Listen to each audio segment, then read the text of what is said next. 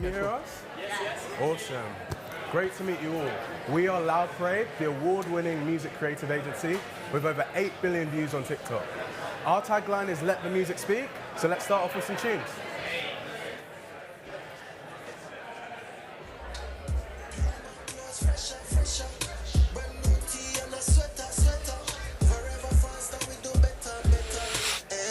Your skin look proper, a Fenty beauty, you a time stopper.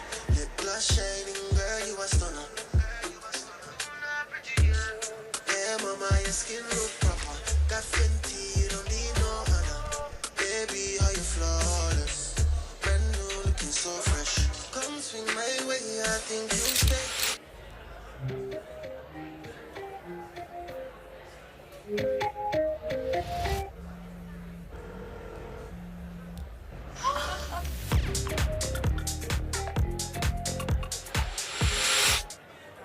In my night trainers, white vapors, fresh out the box looking like flavors. If I give man a tick, then that's life changing. I got 8s and 9s, but the size ranges. And you better know I'm on an Air Max ting. If you step onto my crib, then I will air that ting. Are you ready from the end? Do you really hustle? Grab the JD bag and make it be shuffle. Life give me lemons. Oh, I make lemonade. Ain't got no problem. Juicy, juicy, time to get loosey. I'ma go grab a bite, get some sushi. Juicy, juicy, fresh like my smoothie. When it comes to my food, I'm no newbie. Your turn. I'm so choosy. Your turn. I'm so choosy. Your turn. I'm so choosy. Your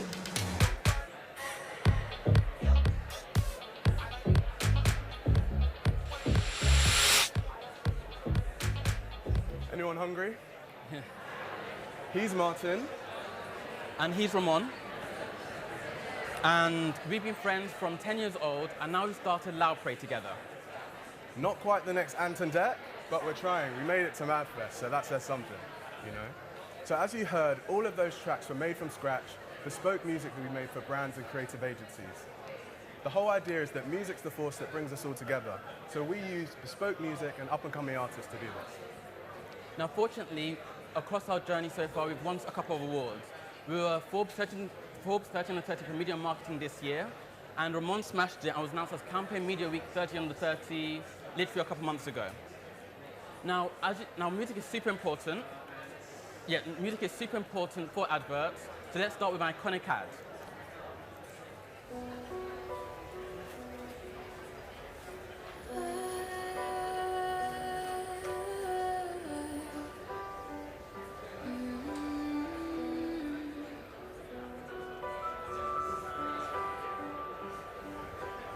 Dreams are like angels, they keep out of bay.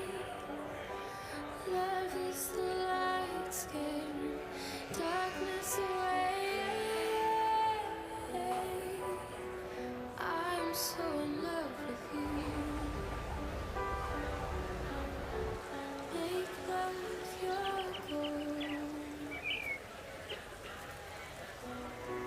The power of love, a force from above, cleaning my soul. Flame of desire, love with tongues of fire, purge the soul, make love your goal.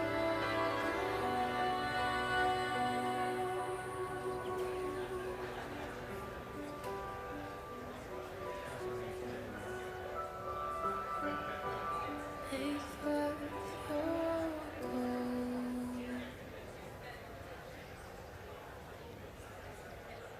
So John Lewis launched their first Christmas ad in 2007, and they've been doing it yearly since.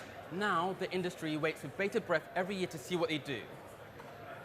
But they've also been consistent with their music strategy over those years, since 2007 to now. For music for the Christmas ad, every year they'll get a really popular song and get an artist to do a cover. So in 2014, the year of this ad, they asked British songwriter Tom Odell to do a cover of the John Lennon song, Real Love. And then this cover made #7 on the charts. Mad. But John Lewis have actually had 2 #1s through their Christmas ad covers. which shows just so how impactful music can be and how many people listen to it. Now, this was from 2014, but let's look at a more modern ad. Sick of this. You don't just eat foods online for me. You gonna do this doggy style. Did somebody say just eat? Me, get delivery like a shit. See, hungry dog gotta eat. I get mines every day, every week. Chicken wings to the crib, I'm sitting in. Burger in the low. Hope they put the pickle in. Wonton on a catamaran. Oodles and noodles, thank you, my man. Tacos to the chateau. Please, did somebody say just eat? Private jet in the night sky. My man hand glide by with my fried rice. Right? What could you not love? About a slice on the side of the hot tub. What you gon' do, boo? Chocolate fondue right on you. Even dip it in the sea. I see food, seafood sees me. J-U-S-T-E-A-T.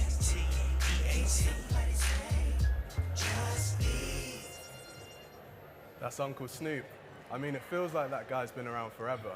It may seem a bit random actually, West Coast hip hop meets a food delivery company, but it's become synonymous with Just Eat and their whole brand as a whole. They've even got Katy Perry to do a recent rendition, but it just shows the power of music in creating an instant connection and an emotional bond to different audiences. And that song now has done over 8 million views on YouTube. Literally that advert. Now have you ever sung a lullaby to help a baby sleep? And has it worked? Well, it's not just a nurse's tale, there's actually science behind it. Singing a lullaby has been scientifically proven to have a calming effect on babies and to help them sleep. And music as a whole can have a powerful effect on the brain. So whenever you listen to a song that you love, you release a neurotransmitter in your brain called dopamine. Now, dopamine is what controls pleasure and happiness. Now, whenever this neurotransmitter and this chemical is released, that's what leads to the initial rush of happiness that you feel. And this is why whenever you listen to a song which you particularly enjoy, releases that neurotransmitter and you feel happiness. And then again, the limbic system is a part of your brain which controls emotions and feelings. So when you listen to music, it naturally, automatically opens up the limbic system, hence why no matter what type of music you play, it's always going to lead to some form of emotion. And music can also have effect on your mood, even if you can't recognize it. Now this is more pertinent to people who have suffered from Alzheimer's disease, for example. It doesn't matter that you may not remember where you first heard that song. Just that how it affects your brain, that initial thought, that initial feeling and happiness you felt when you first heard it, despite the Alzheimer's, it still can affect your mood. So you can see how the positive impact that music can have on people. But right now, it's underutilized by the marketing industry. Only 4% of a production budget of an ad is spent on music. And only 6% of a brand's assets are sonic related, but this is despite it having been 8.5 times more effective. But this is starting to change, and this is mainly due to the rise of TikTok, which is a sound-on platform. Now, before when you had Facebook or Yahoo or initially Instagram, these were sound-off platforms. So platforms where the music was automatically off, you have to press it to turn it on. Now, with the rise of TikTok, which is sound-on, so the music always starts, the fact that it's a short-form content platform, and with the scrolling mechanism, it means that music is super important to attract people's attentions. Now, 88% of TikTokers say that music is super important to their platform, and 68% of users say that they prefer brands who have used music in their adverts compared to those that don't. So brands recently have been trying to utilize music more, but unfortunately they haven't always got it right. Someone's had a hard week. Elon Musk banning tweets, changing it up. Well, he was hit with even more woes where he was sued over $250 million for infringing on music copyright. So a major problem for him. But they're not the only ones. A lot of brands have been trying to use music more and have been caught with lawsuits because they've been doing it around the wrong way, just because they don't understand the nuances around music copyright. So if I go with a very high level summary, if I use, let's say, a Beyonce song on my own personal TikTok, that's no issues whatsoever.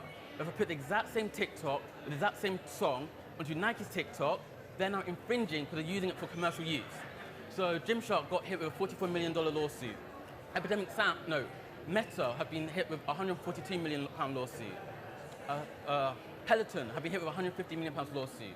And because it's technically copyright infringement, it's black and white, they have nothing to do but settle. And we have quite a few relationships with the music labels. As you all know, cost of living crisis, revenues are falling. So what they've told us is they're going through brands, going through their historical campaigns to see whether there may have been infringers, to hit them with a lawsuit because there's nothing they can do but settle.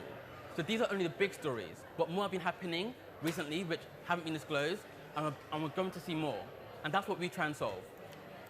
Don't be next, basically. So here at Loud Parade, we work with artists to create bespoke music for brands.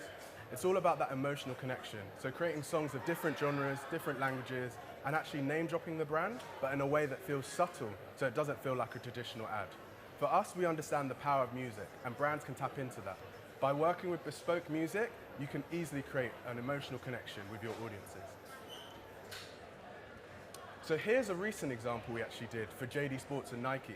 I'm a massive sneakerhead, and we actually launched the Vapor Max 2021 with rapper Morrison. Essentially what we did is we created a bespoke track with the song The Vapor Max Shuffle, and the person who did the best dance to our track got a year's worth of Nike trainers as a prize. So as you can imagine, everyone and their grandma was busting some moves. Let's play the track and see what you think. Okay, so Have a JD listen have out just to released the bespoke track. first virtual shoe try-on brand effect on TikTok. It's for the Nike Vapor Max.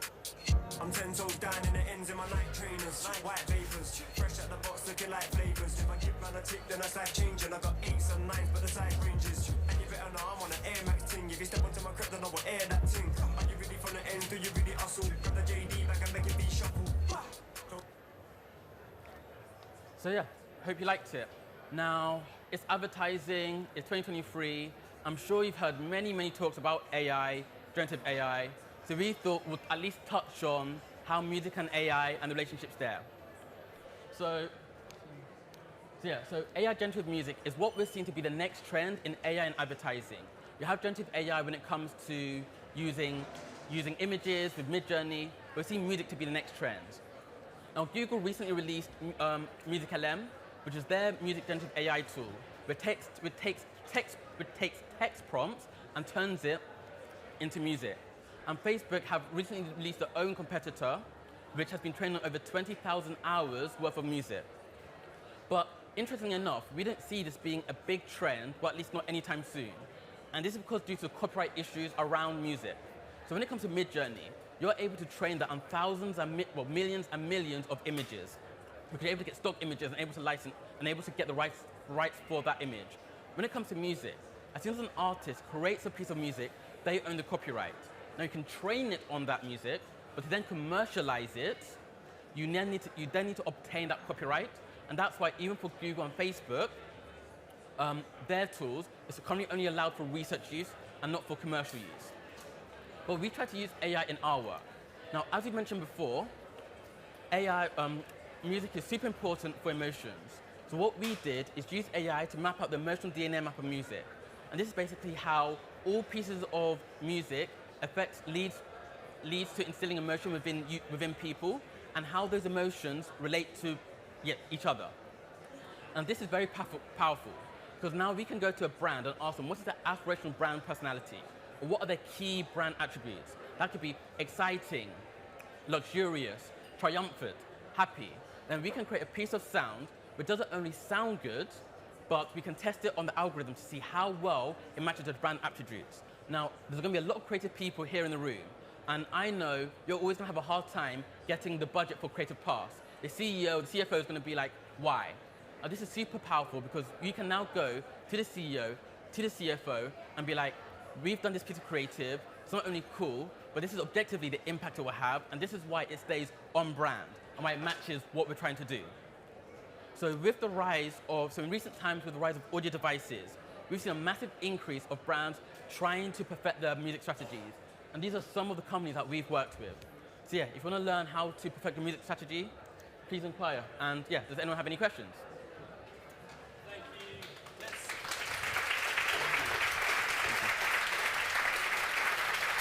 Thank you guys at Loud Parade.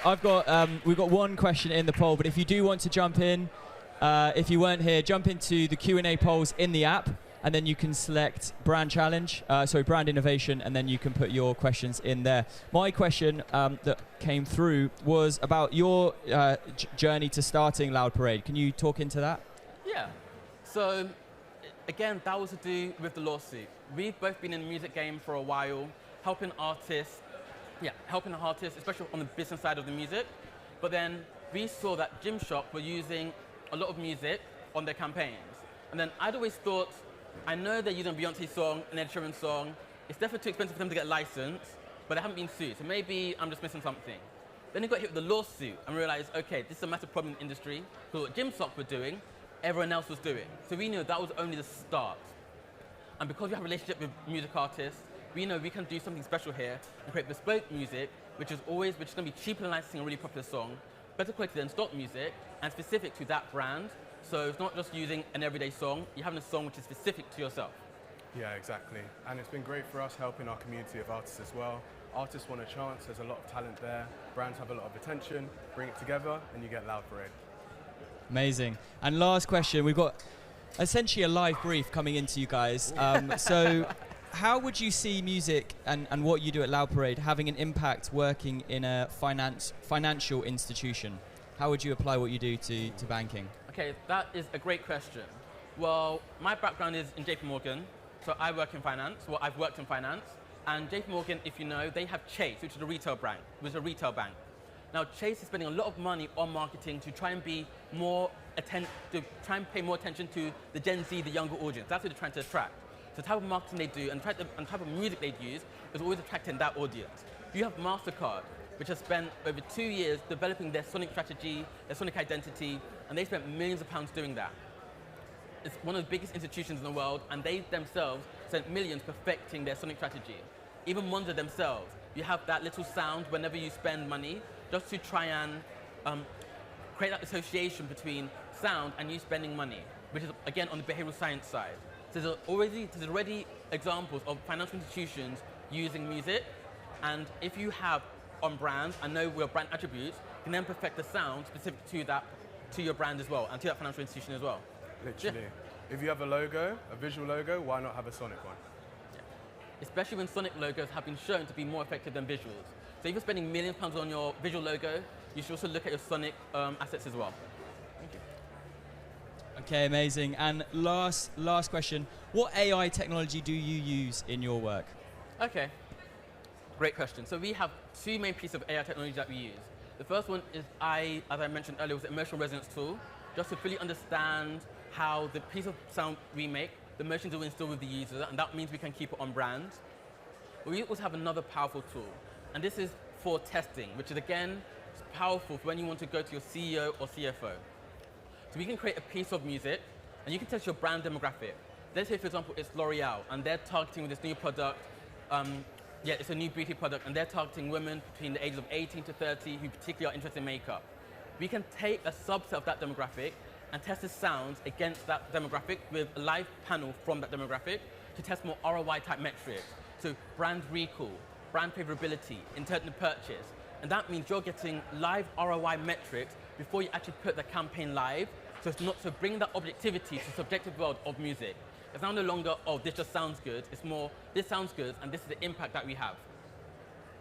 Amazing. That's all we have time for. Let's give the team at Loud Parade a massive round of applause.